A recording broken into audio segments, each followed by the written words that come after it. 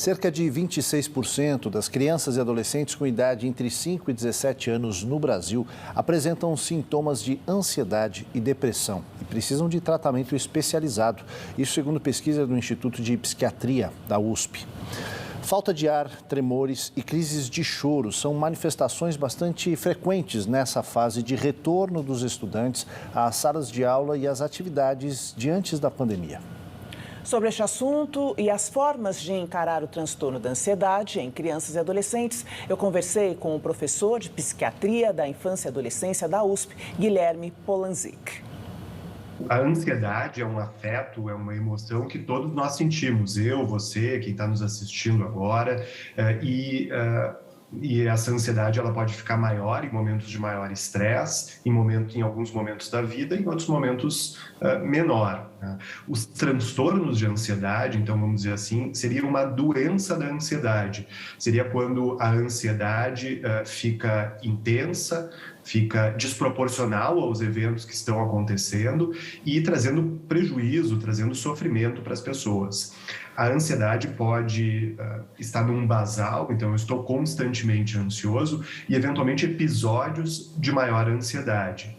A crise de pânico ou o transtorno do pânico é um dos transtornos de ansiedade que se caracteriza, então, por momentos de uma ansiedade muito intensa com a percepção da pessoa de que ela está morrendo, algo horrível vai acontecer. E aí com muitas sensações físicas. E isso muitas vezes é incapacitante. As pessoas deixam de sair, deixam de ir, muitas vezes ir a determinados lugares, com medo de que esses ataques de pânico ocorram novamente. E durante a adolescência, esses sintomas que o senhor nos traz aqui, eles podem ser sentidos por outras crianças ao ver que o colega está tendo alguma manifestação? Os adolescentes têm essa característica, né, Joyce, de ter nos pares figuras de identificação e muitas vezes eles reproduzem os comportamentos dos pares. Nós vemos isso nas modas, nas roupas, no corte de cabelo e assim por diante. Tá? A crise de ansiedade é uma situação de fato muito intensa e que quem está à volta de uma pessoa com uma crise de ansiedade também fica ansioso, também fica com medo de que aquela pessoa esteja morrendo e assim por diante. Tá?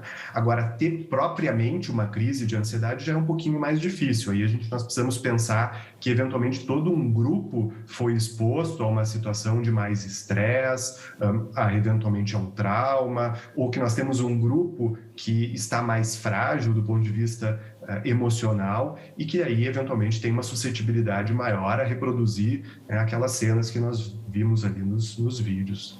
E um acontecimento específico desencadeia essa crise, esse transtorno da ansiedade, ou estar constantemente ansioso vai em algum momento acionar, startar uma crise?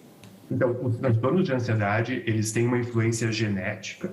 Então, o fato de pais, irmãos, avós terem um transtorno de ansiedade coloca aquela criança, aquele adolescente num risco maior para desenvolver um transtorno de ansiedade.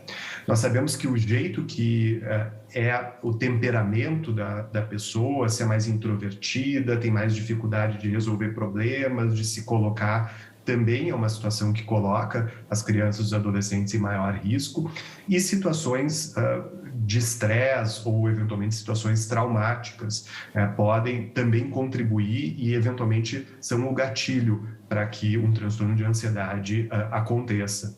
E os casos são sempre tratados de forma individual, mas, de maneira geral, como cuidar desse problema? É o caso de uma intervenção com medicamentos? É o caso de uma terapia? O que a literatura nos diz, Joyce, é que em casos de ansiedade em crianças e adolescentes leve, terapias cognitivo-comportamentais têm mais evidências de eficácia e seriam a primeira linha.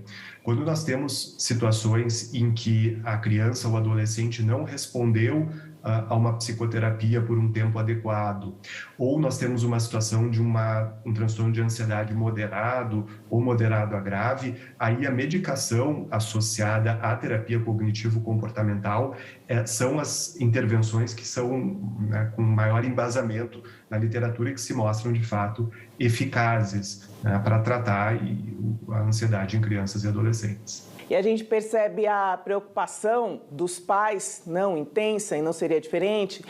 E quais seriam, então, os sinais de alerta que os pais precisam estar mais atentos? E como ajudar, então, esse adolescente que passa por um momento de crise e a gente precisa, de alguma forma, né, auxiliar e socorrer?